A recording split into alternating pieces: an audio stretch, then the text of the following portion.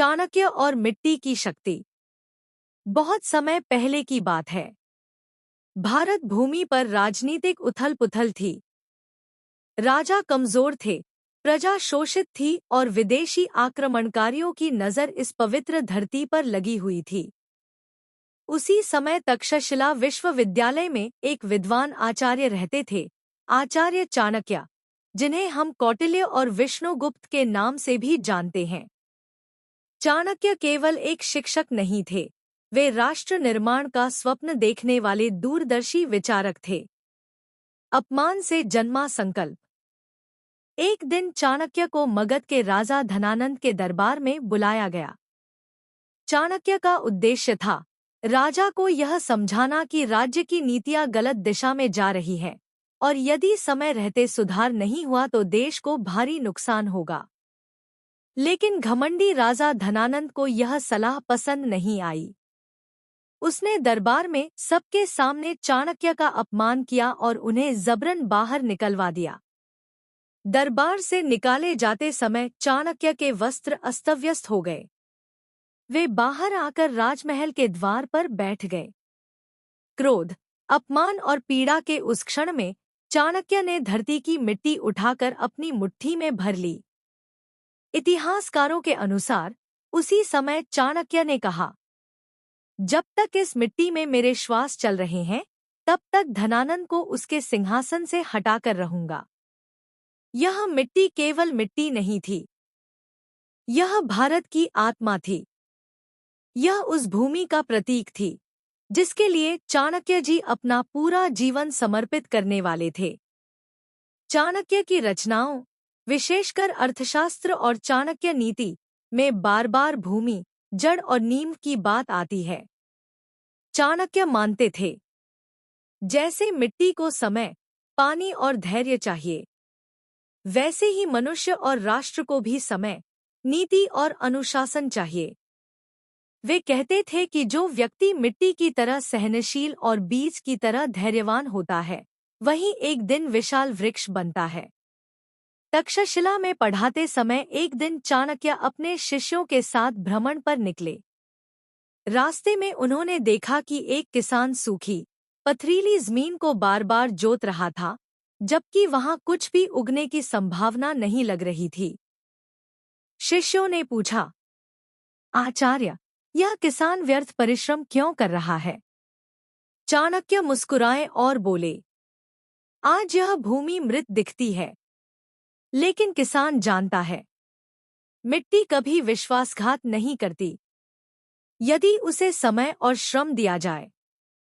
यह कथन आज भी भारतीय दर्शन का आधार माना जाता है। चंद्रगुप्त मौर्य और मिट्टी की परीक्षा। इतिहास में वर्णित है कि चाणक्य ने चंद्रगुप्त मौर्य को बहुत कम उम्र में पहचान लिया था। एक बार उन्होंने चंद्रगुप्त से कहा, राजा बनने से पहले तुम्हें मिट्टी से मित्रता करनी होगी। उन्होंने चंद्रगुप्त को साधारण जीवन, भूमि पर सोना, भूख सहना और प्रकृति के बीच रहना सिखाया। क्यों? क्योंकि चाणक्य जानते थे, जो व्यक्ति मिट्टी से जुड़ा रहता है, वह सिंहासन पर बैठकर भी अहंकारी नहीं बनता। मिट्टी और रणनीति का गहरा संबंध। चाणक्य की रणनीतियां केवल युद्ध पर आधारित नहीं थी। वे भूमि, भूगोल और संसाधनों को अत्यंत महत्व देते थे। फैक्ट आधारित ऐतिहासिक तथ्य। मौर्य साम्राज्य की शक्ति का आधार था उपजाऊ भूमि। चाणक्य ने कृषि, कर व्यवस्था और भूमि सुधार पर विस्तृत नीतियां बनाईं। उन्होंने कहा था कि राज्य की असली शक्ति सोना नहीं, बल्कि खेतों की मिट्टी होती है।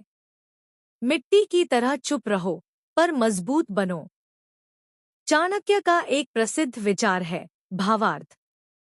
मिट्टी चुप रहती है, लोग उस पर चलते हैं, उसे कुचलते हैं, फिर भी वही अन्न देती है। चाणक्य यही जीवन मंत्र सिखाते थे। अपमान सहो, पर लक्ष्य मत छोड़ो। शांत रहो, पर कमजोर मत बनो। मिट्टी बनो, ताकि भविष्य में नींव रख सको। धनानंद का पतन, मिट्टी का संकल्प पूरा हुआ। वर्षों की योजना, रणनीति और धैर्य के बाद चाणक्य ने चंद्रगुप्त मौर्य को तैयार किया। नंद वंश का पतन हुआ। धनानंद सिंहासन से गिरा और जिस मिट्टी को चाणक्य ने मुट्ठी में लिया था, उसी मिट्टी पर मौर्य साम्राज्य की नींव रखी गई। यह केवल बदले की कहानी नहीं थी, यह राष्ट्र पुनर्निर्माण की कहानी थी। आज के समय में चाणक्य की मिट्टी से सीख। आज यह कहानी हमें सिखाती है, एक, जड़ें मजबूत हों तो तूफान नहीं गिरा सकते। 2, तुरंत फल न मिले तो भी धैर्य मत छोड़ो।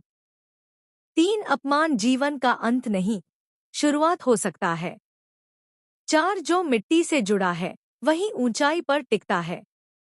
संदेश, अगर आज आप संघर्ष में हैं, अगर लोग आपको कम आंकते हैं, अगर परिणाम देर से मिल रहे हैं, तो याद रखिए, आप अभी मिट्टी हैं और मिट्टी का काम है बीज को संभालना, वृक्ष को जन्म देना।